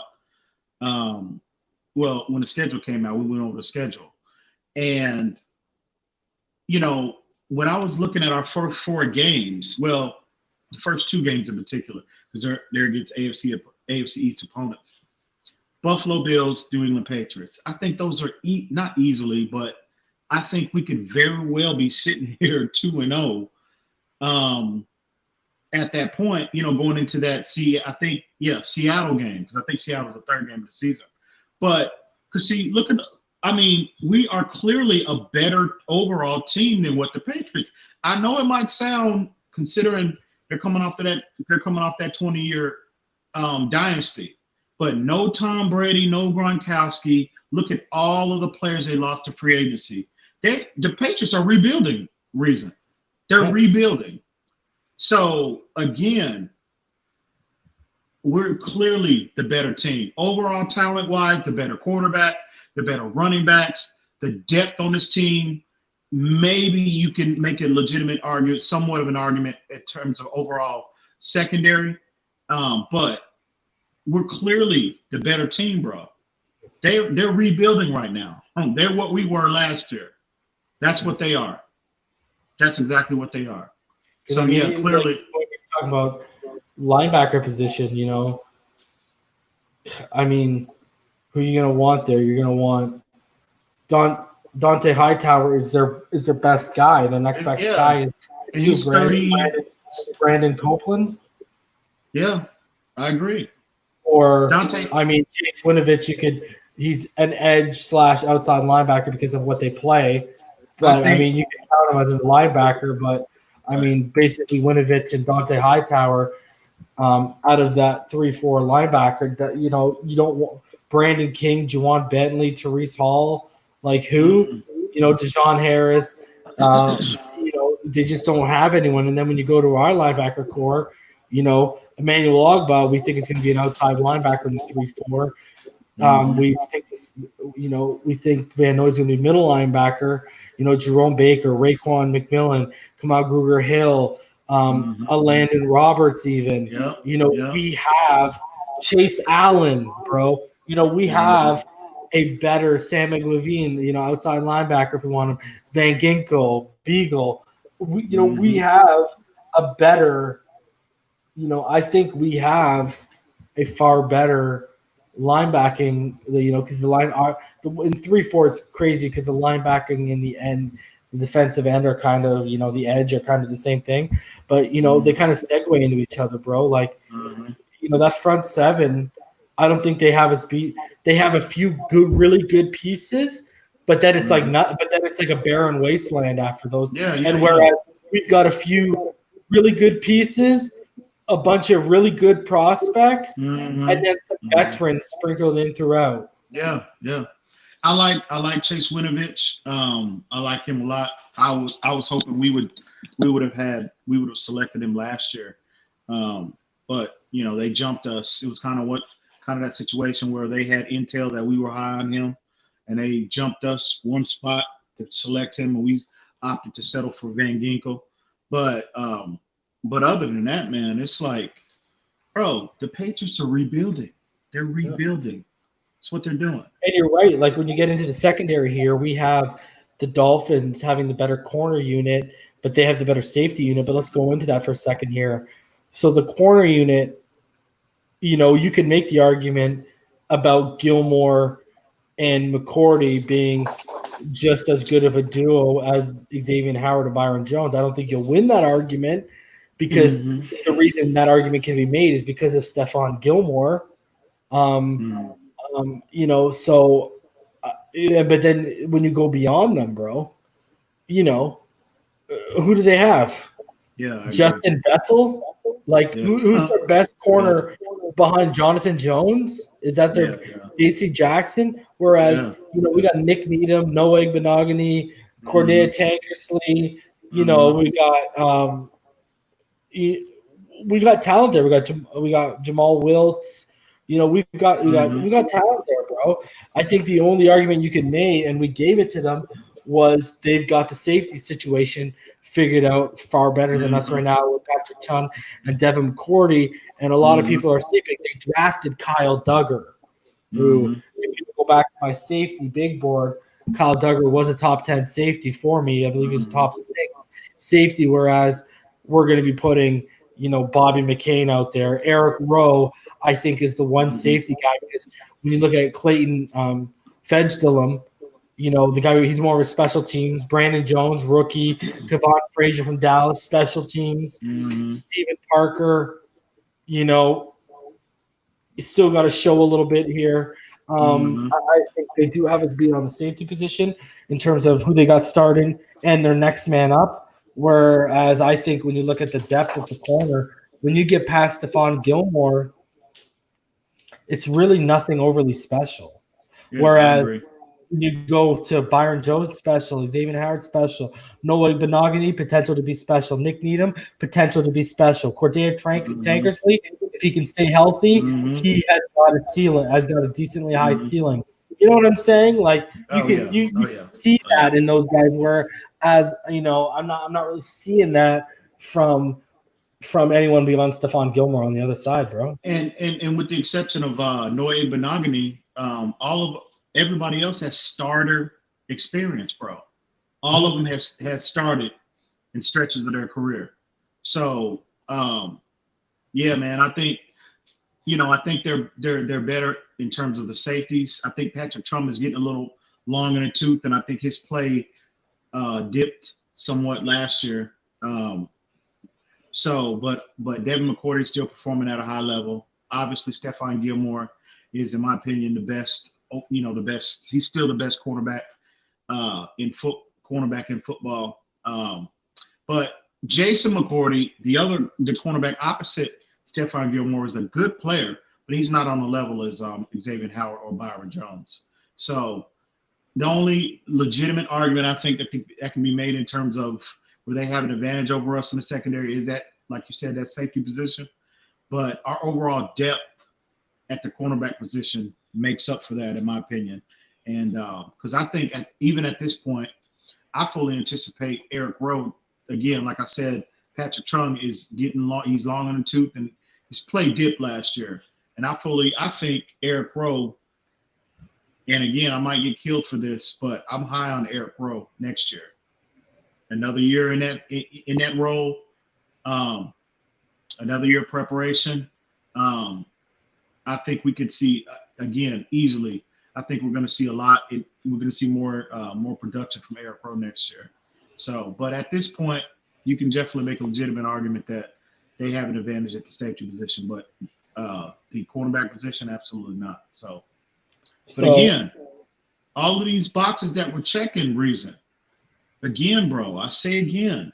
Okay, let's finish this out first, bro. Okay. Go ahead. So the punter, obviously, we got Jake Bailey. He was two-time AFC Special Teams Player of the Week last year. Kicker, we went with Jason Sanders because the Patriots brought in that rookie kicker, Justin Rarusser from Marshall, the one who had all those far-right tattoos on him, and a lot of people were wondering whether he was racist or not. So I want to say this, though. This is a position-by-position breakdown, okay, guys? This isn't what's going to – just because we believe they're better – listen, you can be better at every position, but if it doesn't translate to production on Sundays, you lose. Right. And the other thing we're not factoring in here is Belichick versus Flores. So, because let's look at this. You look at this chart right now, guys, it looks lopsided. Well, how many people last year going into playing us, their charts against us look this lopsided? And we managed to win 5 of those last 6 games because of coaching and because of everyone coming together under that coaching. So this is just a position-by-position breakdown as to whether position-by-position, talent-wise, depth-wise, if we're better than the Patriots on paper as it stands today. And, I mean, it's a resounding yes. Absolutely. So I just think, we have and again, and not just with us playing the Patriots, and I said this from day one when I looked at the schedule, especially when you're talking about the AFC East. The only thing that concerns me are those teams, and the Patriots are one of those teams because they still have a very good interior offensive line. And again, and I'm nitpicking here, if there's a hole, if there's a concern for me, from a defensive standpoint, it's that interior, it's that anchor in the middle of this defense. And again, like I said, I love Raekwon Davis, but again, he's still a rookie. We don't know what we're going to get until he gets on the field. So I would have preferred to select him as well as bring in a veteran. Yeah. So that's really the only concern I have. And teams like a New England that have, an established, a very good established interior offensive line, because teams are going to try to, because, more than likely teams are going to try to run the football against us, and they're going to be targeting the middle of that D line, bro. So no matter who they have at that nose position, zero tech position. So if there's a concern, that's my biggest issue. But overall, man, like I said, I think we've upgraded talent wise on this team. And I think you mentioned coaching. I think we have the coaching. And again, one thing we need to take into account is that we do have a rookie defensive coordinator. Okay. That's going to be interesting to see how. Well, yeah, definitely. But he's still a rookie D coordinator. But we'll get it, man. That's a topic for another day. Yeah. But I just think I think we are the best. I think overall we're clearly the better team. So now it's just a matter of whether Flores can make it produce against a team like the Patriots. Yeah. So, all right, brother, we're almost at about 2 hours here. Anything else you want to say before we got out of here? No, bro. Again, appreciate everybody coming out again. We got another good one on the books, homie. Yes, sir. Appreciate all the love and support, everybody coming out again and sitting down with us and talking about our squad. But yeah, man, everything is just greatly appreciated, man. It sure is, bro. So, guys, I want to thank y'all for coming out. Just like EM said, we're going to be back Friday night, and we're going to answer the question: are the Dolphins better than the New York Jets? So we'll see you guys on Friday, probably around the same time. I'm going to go out on a limb and say 9:30 p.m. Eastern, 8:30 p.m. Central Standard Time. And until then, guys, as always, you know what it is, man. It's Fins up all day, every day. We hope y'all enjoyed the broadcast. Shout out to everyone who supports either in the PayPal, showing up in the comments, or just by giving us a view. It ain't nothing but love. We'll see y'all Friday night, guys.